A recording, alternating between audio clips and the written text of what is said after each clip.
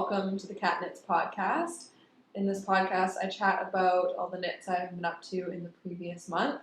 So I'll be chatting about February, which is the short 28-day month.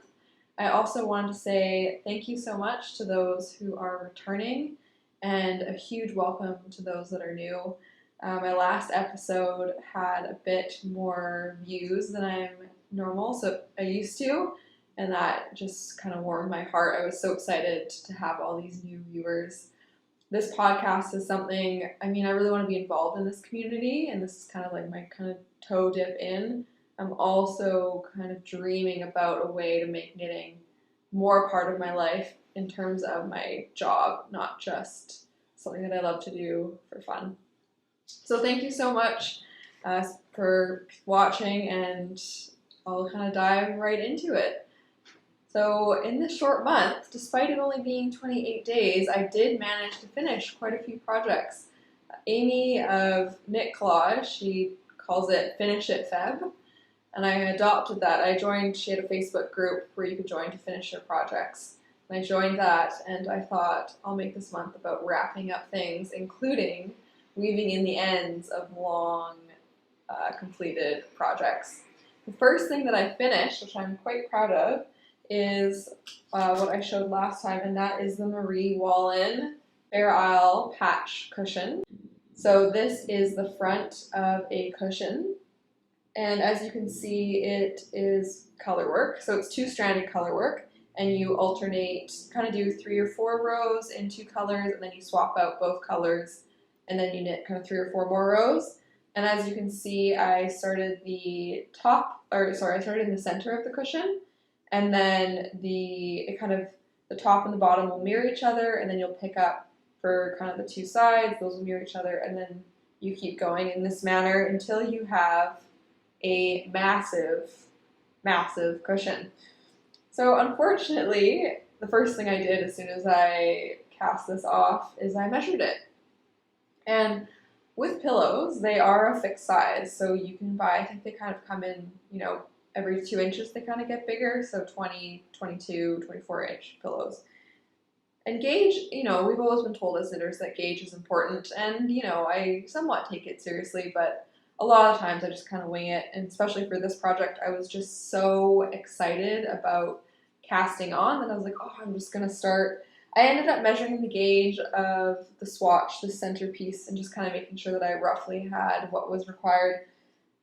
And I didn't change my needle size. So fast forward 2 months later, and now I find out that my lovely pillowcase that I've spent 2 months on is about 5 centimeters wider and taller than it should be. I haven't blocked it yet, so I'm very excited / nervous, apprehensive, but hopeful that when I block this, it will shrink. I don't know if I've ever heard of knitting shrinking when blocking. I know it shrinks when you felt it, so maybe I'll just kind of invigorate it a little bit. It is 100% Shetland wool. I knit it with the Jamieson's Shetland Spindrift. It was a joy to knit. The charts were intense, as you can probably see. It was back and forth, which I don't necessarily recommend back and forth color work. Just when doing the wrong side, you can't see the row below. Often I'll figure out what the kind of structure is, whether we're making a triangle, and then I'll know, if the row below is 3, then the row above is only 2 colored stitches, and when you're on the wrong side, you can't gauge where you are based on the row below unless you turn over your work. So you kind of have to count stitches, which is not as much fun. I like to kind of think as little as possible when actually knitting. I do enjoy the thinking before starting a row or after, but when I'm kind of in the midst of it, I'm less excited about figuring things out. Overall, I only made 1 stitch mistake in this entire thing, and I did not fix it. It was too far gone at that point when I realized that I had mixed up one of the things, and I don't think anyone is going to be able to tell except for me, and I'll keep it a secret. But where was I going? Oh yeah, with the fact that it's too large, I'm not quite sure. I could buy an extra big pillow. Already you can see it's huge. So I didn't realize, I should have read the pattern better, that it was actually going to be a half a meter, so 50 centimeter pillow, which already was a little bit larger than I thought. I think if I had been paying attention, I might have kind of stopped at this section and then just knit, because at each border there's just some basic stockinette in a solid color, so I might have done that. Possibly, actually, to be honest, I think I was too keen to see how it all worked up to do that. The picking up at the edges did not go as pretty as I was expecting. The pattern itself doesn't really describe how to pick up the stitches. It says the number that you should pick up, and it was always two less than, the total number of rows. So I ended up not picking up a stitch on either side of the whole section, which I think now was maybe a mistake, as it kind of made where the joins are, I'll show close up, a bit more wonky. But I think overall for my first Fairisle project, it went very smoothly. So for this project, I ended up picking up 12 balls of the Jamieson & Smith 2-ply Shetland Spindrift. This is 100% Shetland wool. It's like a little bit more, it's definitely more of a rustic wool.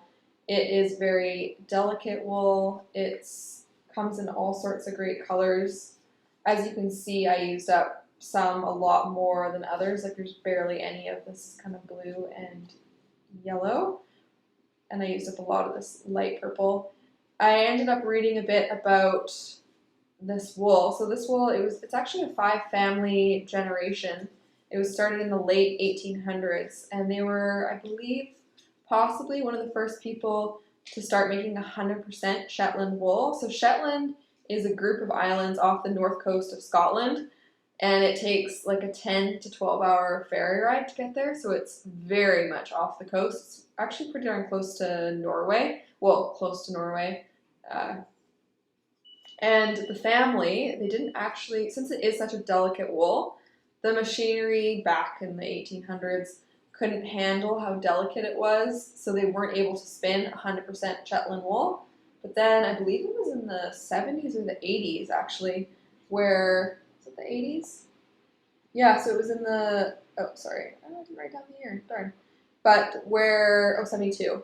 So in the 70s is when they were able to make 100% Shetland wool, and it is all spun in the Shetland Islands. And because I know this yarn has now been around for so long, and they have quite a few standard colors, I did purchase quite a bit of it, but I know that I'll be able to use this in other projects. I'm not worried. I ended up weighing this just because I was curious, so I bought 12 of these. Even though the pattern required 13, I ended up swapping out, my yarn store was sold out of camel, so I swapped it out for like a moose kit, which is like a very similar, one of their natural colorways. So I ended up purchasing 12 balls, which was around 300 grams. And when I weighed this, it was 112 grams. So I ended up using about a third of the yarn I purchased for this.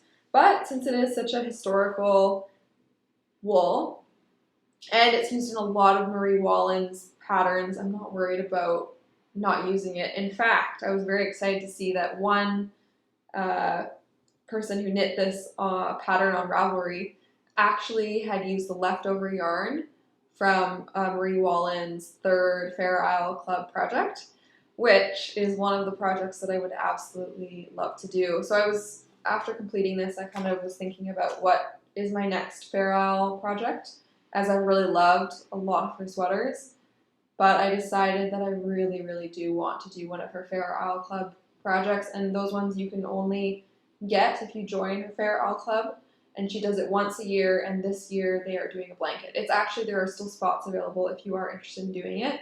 It costs around $550 Canadian, which is a lot.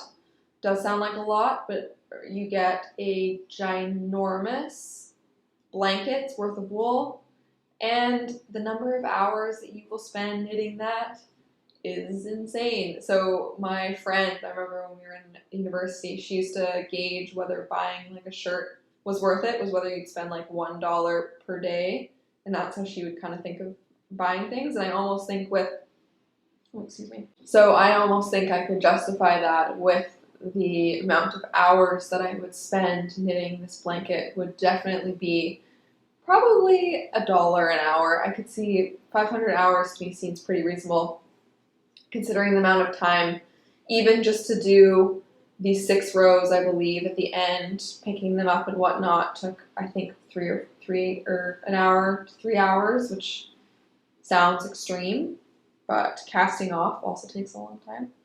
So I'm going to hold out for her Fairisle Club. I'm waiting until she does another sweater. Her Fairisle Club, though, is now in her yarn. She's developed her own yarn, which I think is 3 or 4 sheets blended together. There's a lot less colors than the Jameson Shetland Spindrift, but it looks like a gorgeous yarn. And this yarn, she did a lot of patterns in this yarn before developing her own yarn. So if you are interested, I would suggest, I have liked working with this yarn. I will be working with it again when I make one of her Fairisle Club sweaters, because I will be doing it, just not for a while. I need to be patient. Overall, it was a fun project, and I'm happy to have finished it. I'm planning to go to New York for Rhinebeck and then also spend a little bit of time in Manhattan with some family, one of them and friends, and my mother-in-law, who is really into sewing.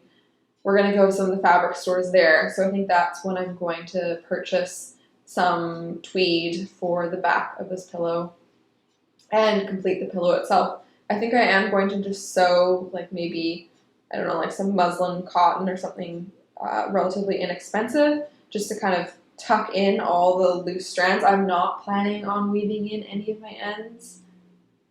I just don't think it's worth it. The yarn itself is pretty sticky, and like I said, there was 12 colorways, and you used, I don't know, a lot of them, and you switched yarns every 3 to 4 rows. So as you can imagine, there's a bazillion ends, and that's just not worth my time. So yeah, that was the first project that I completed. And then the second one, which I am excited about, is this pair of socks. So this was something that I had been working on for a while, and these were socks that I actually started in May. This is more of a finish in Feb project, and I got this yarn while I was hiking the Pacific Crest Trail, and I was in San Francisco. And this is the Uneek fingering sock yarn. So with each purchase, they plant a tree, and it is a merino nylon blend, I believe, and it's self-striping. So when you check out the website, you'll see that the intended use is that you make 2 identical socks. So here you can see these would be the 4 kind of sets of stripes that you go through. I don't want like a really tall sock. I prefer a shorter sock, so I just kind of knit how tall I like them, and then you can see this is how much I used of like the second sock, which is why I have quite a significant amount of yarn left over. One of the things I tried with this is a shadow wrap heel, and that is a short row heel. I've only done the gusset, and then I actually did try a different heel recently. I can't remember the name of it. But you do short rows, and it was kind of cool because it turns out with the self-striping, half the heel is one color and half the heel is the other. I knit these socks for myself, and I can't believe it, but they actually fit. That is a rarity for myself. I tend to just make my socks way too big. I think I need to focus on shorter, making more negative ease in the length. I really liked the shadow wrap heel. It was nice because you could just you do the similar thing where you have, half the stitches resting, and then you work the short rows on one half, and then you resolve the short rows and you increase again on the other half. I'm not a huge fan of the colors of this yarn.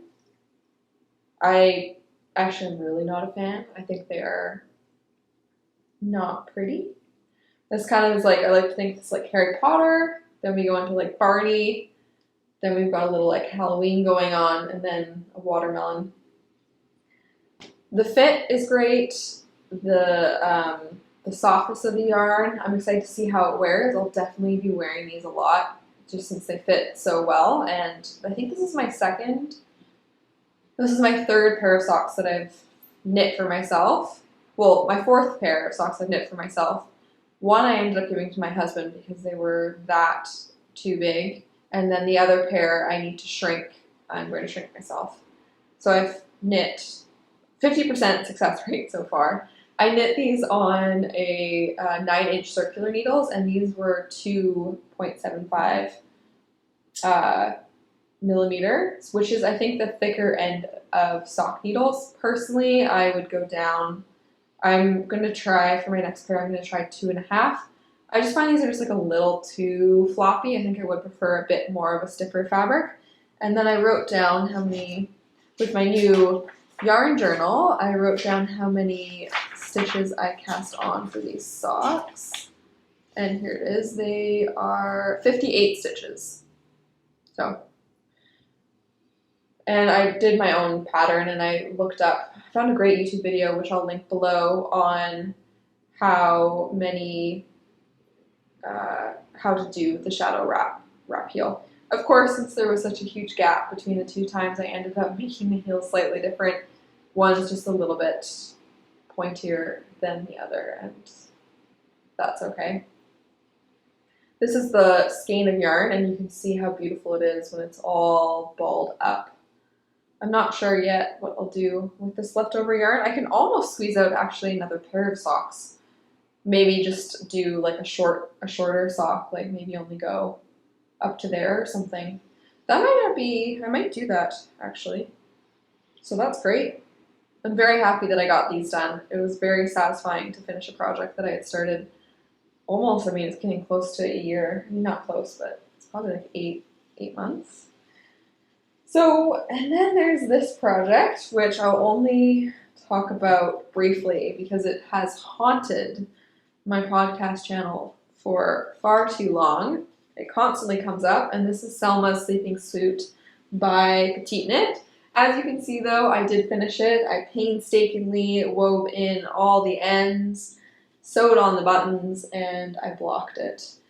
It is, I still think it's massive.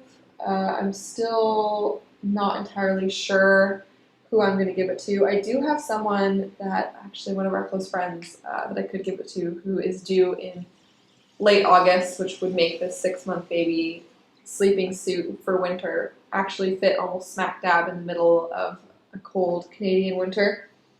But this yarn, so I actually love the knitting with this yarn. I love the feel of it. It's a super wash, 100% wool. It's Barocco Ultra Wool.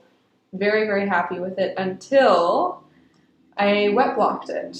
And when I wet blocked it, I have never smelt such an awful, awful, awful smell for wet wool. It smelled like the worst fart imaginable. It was egg, kind of what smelled like rotten eggs, which I then Googled it afterwards, and apparently lanolin can smell like sulfuric. But I have yet to ever smell something that bad, and I hand wash my knits regularly. I have wet blocked a lot of things. We have a wet dog, so like I'm kind of familiar with that like wet smell, and this was on another level, to the point where I'm now debating if I can give it to someone when it smells that bad when wet, because you're a new mom. I don't like your hormones. Like my husband could not handle the smell, and I just don't know how she's gonna be, and the father too. So I had to move this into the bedroom, and I pointed the fan on it to help decrease the smell. But we left with my dog for a walk and then came back, and it smelled up the apartment. This is a super wash, so I was thinking of putting it in one of those little garment bags and then putting it in my washing machine and putting in a lot of detergent. It's my current idea. I think it was disappointing, not gonna lie, because I really like this wool. I do want to try it again. I'm gonna try a second project in this wool. If it has the same stink factor, unfortunately, I think that might be the end of me liking this wool. So I'm going to see if I can get the stink out, or if it's just like a property of the sheep. It's Peruvian wool, but I don't know what breed it is. I doubt. I just can't imagine that it would smell like that. It was shocking. The buttons are looking pretty cute. I bought these buttons in the knit store that I work at, and they are color fast. I should have assumed. I think all the buttons that we purchase are probably color fast in a knitwear store. But I went with this bright red, which I think looks cute against the white. And I also thought it was gender neutral enough that both a boy or a girl could enjoy it. So yeah, that's that one. Kind of feel like this is a little bit of my cursed project. It took so long. Didn't really enjoy doing it. Didn't fit the person that I was hoping to give it to.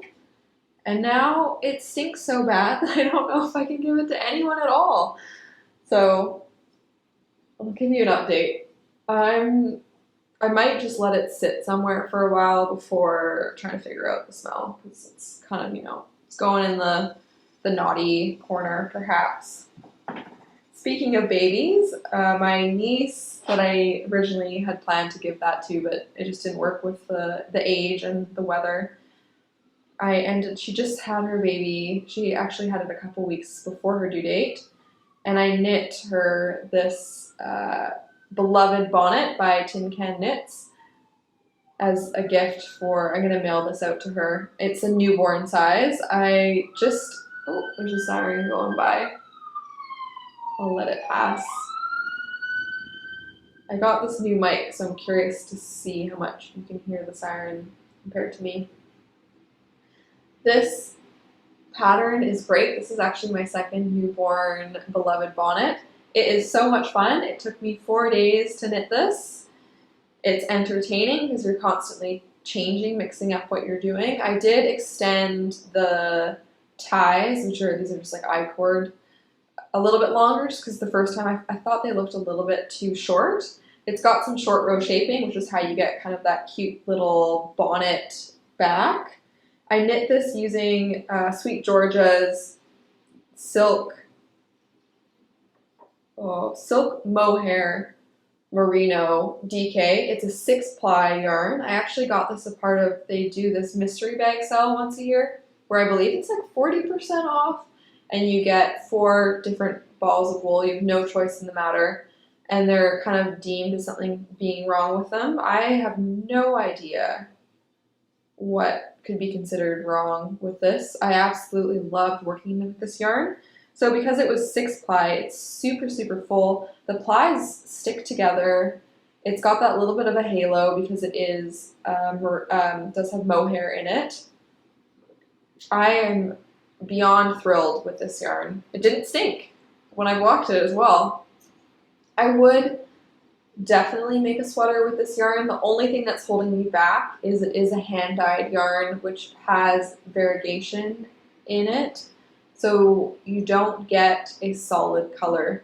It's interesting. I find, as I've progressed in my knitting, I started with really liking those like speckled, variegated, like art, like those skeins that just look so gorgeous when they're wound up. And I've slowly but surely gone more and more boring with the yarn, and I think that's because I just find it more wearable. I find a skein like this yarn, I think, is actually a good mix with being wearable because it is quite solid. But those really speckled ones, they don't fit my palette in terms of what I would like to wear. I love the look of a solid sweater. I knit this using the new Addy Clicks. So as I mentioned last time, I got these as a gift from the yarn store that I work at, and I'm just trying out a different kind of metal needle. So I have a set of Chiago needles, which I absolutely love, and so far I'm enjoying these. I do love the way that they click on, so they have a different locking system, which I think is the main kind of benefit of them. There's like a spring, and then they lock into place, so you can't pull them out, rather than the twist ones can kind of come untwisted. I do think, so there's a natural thing that happens with change, in that we just don't like it So I'm trying not to let that cloud my judgment of these. They are different, I will say that. I do find them a bit lighter, and then they make a bit of a different kind of noise. They are supposed to be slippier. I think I'm sensing that. I'm not quite sure. The only needles I think that I've found that I do not like, so these I'm still liking them, I can use them more, and I think that they will, once I get used to the differences, will be just as I reach for these just as much as my Chiagus. These, on the other hand, these I do not love. These are the Knitter's Pride Dreams needles. So these are the needles that I started out with. These are incredibly popular, and they're a wood needle. And I ended up even getting some interchangeable ones where you can screw out. But I did find that the screw always kind of came undone. The cable I don't like. It has quite a bit of memory. And I find that for some reason, like the join between the wood and this metal part isn't great. Like I always get stitches caught on it, and as well as this one here. So just wanted to, mention that I'm not a huge fan of these.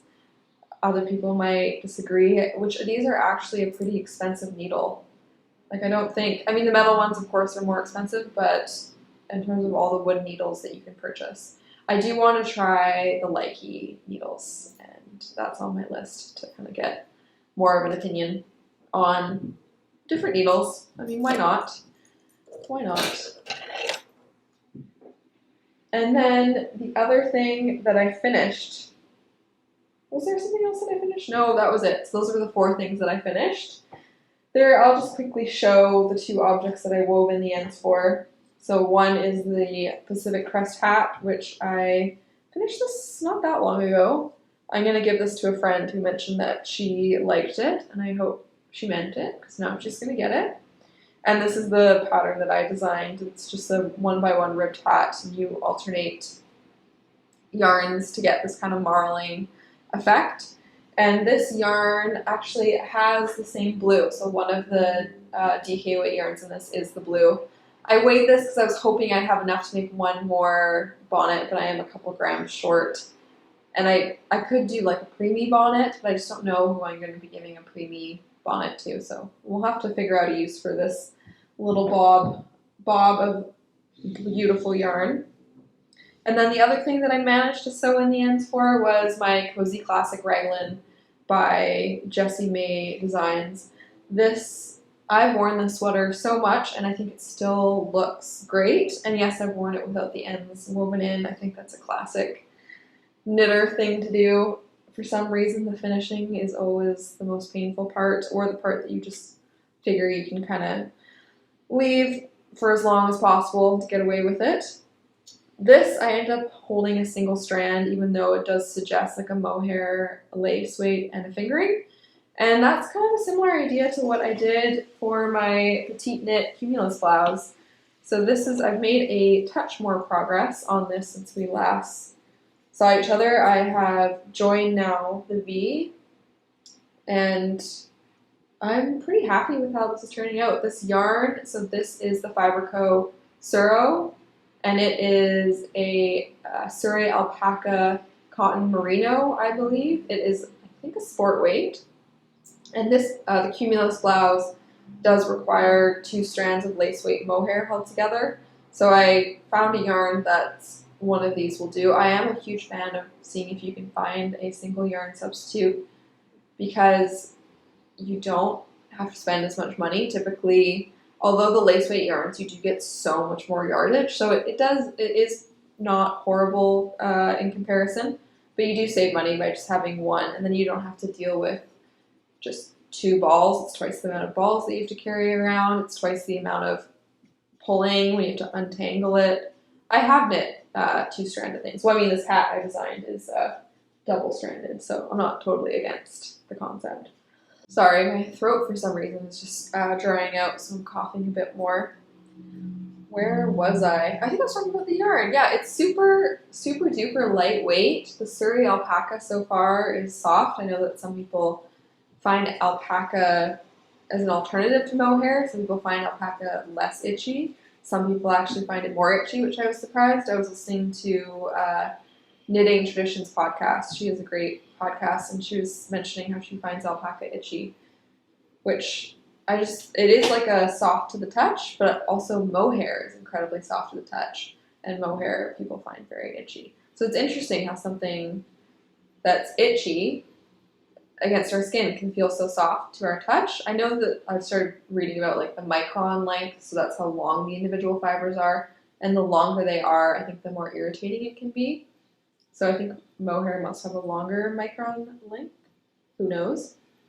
Thanks so much for the comments on my previous video regarding the short row shaping. So I had mentioned how I was kind of a little worried that there was no short row shaping in this pattern, but actually it's the way it's intended, because short row shaping is only to account for that extra amount of fabric needed to cover the top of your back, and to kind of bring down the front of the sweater so that it's not like up here on your neck. But because this is a V-neck, you already are going to have a lower front, so you don't need that back row, short row shaping. So that was really cool. Thanks so much for sharing that with me. And one other cool thing about this pattern is that all the edging is done like the I-cord edging, which was the same as the bonnet this.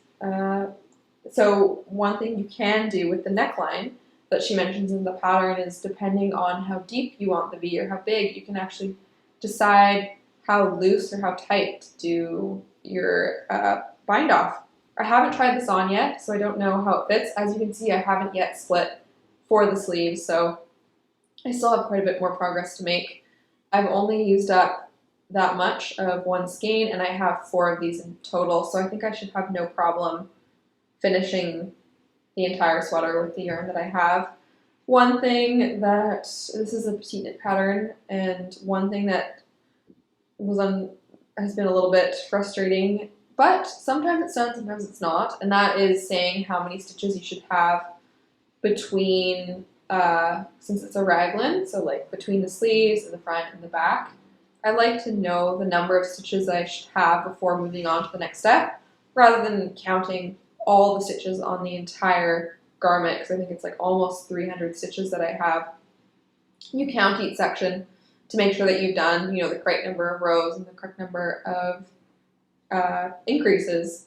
So I had to do a little bit of my own math, trying to figure out if I have this many raglan increases and I started with this many stitches, how many stitches should I have left? Which sounds like a grade 5 math problem. Let me tell you, it took me many, many tries to add up the correct number of stitches. It was comical this morning. But it's interesting how that small little detail, which the designer probably does know from doing all the designs, it's so helpful as the knitter to have that information in the pattern.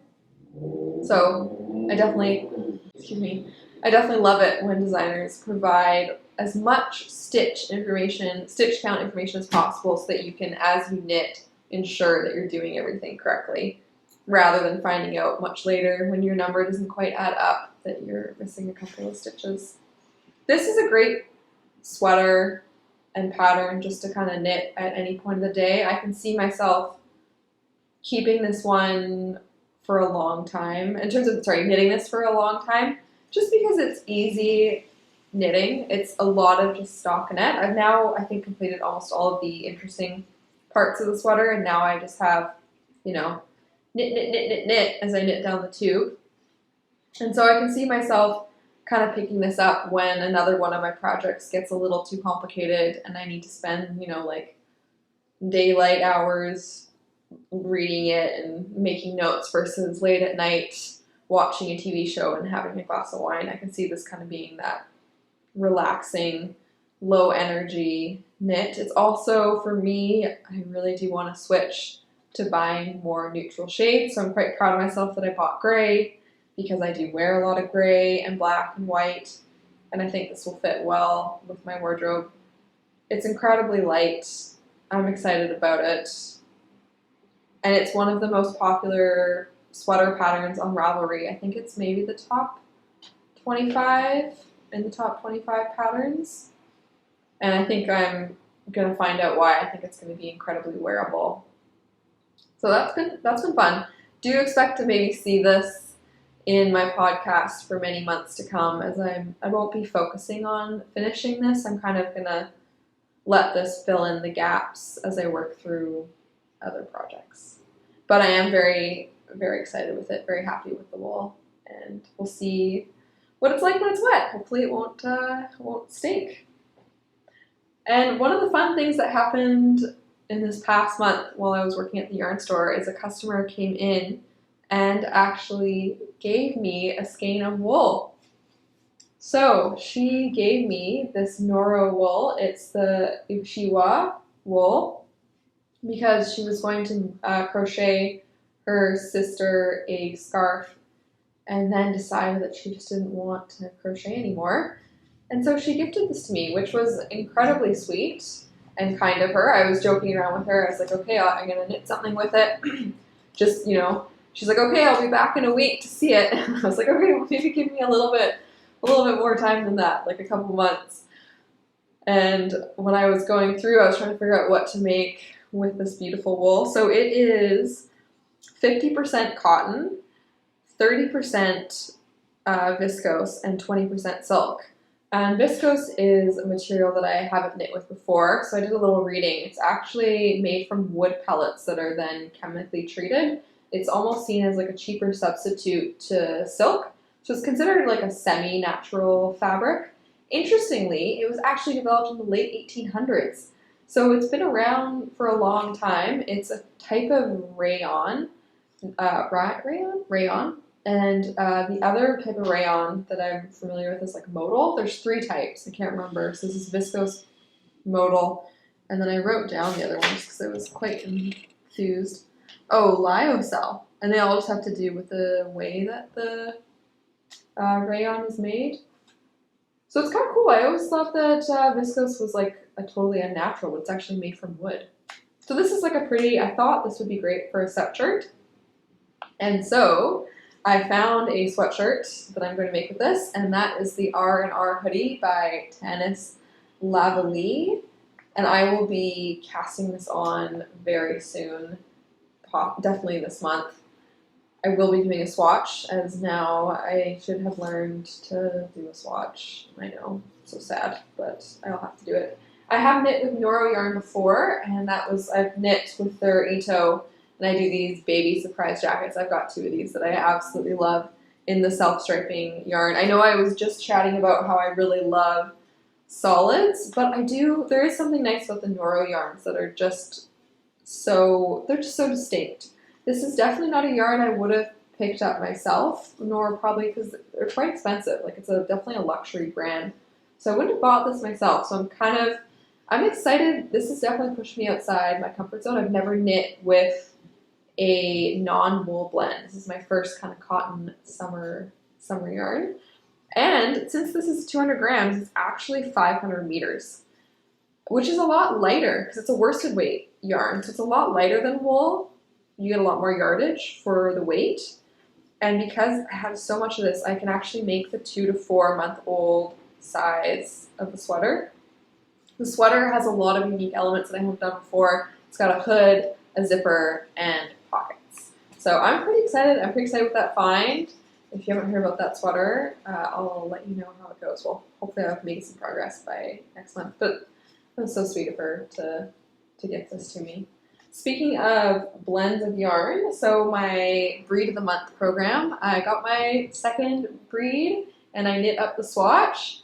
So here is the little swatchy swatch. And this one is a DK weight yarn, and it is, drumroll please, Copworth. So it is rather than the last one I got was Corriedale, which was actually like 2 different breeds bred together. This one is, I believe, just like, what would that be called? An origin breed? It's not the result of breeding other sheep breeds together. So I don't know what the word that is.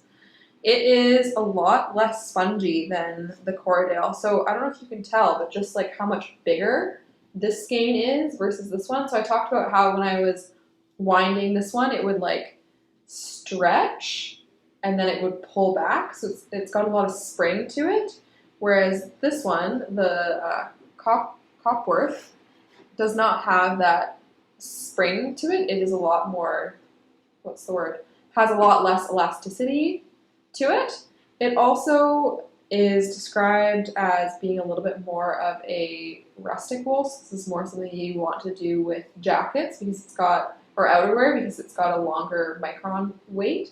So if you haven't know about this, so this is actually from Wayyy Homestead, which is in Canada. They are a mill and sheep breeders in Manitoba. They're actually just outside of Winnipeg. And they have this yarn of the month program where you get a yarn, or you can also choose to do fiber and undyed every month.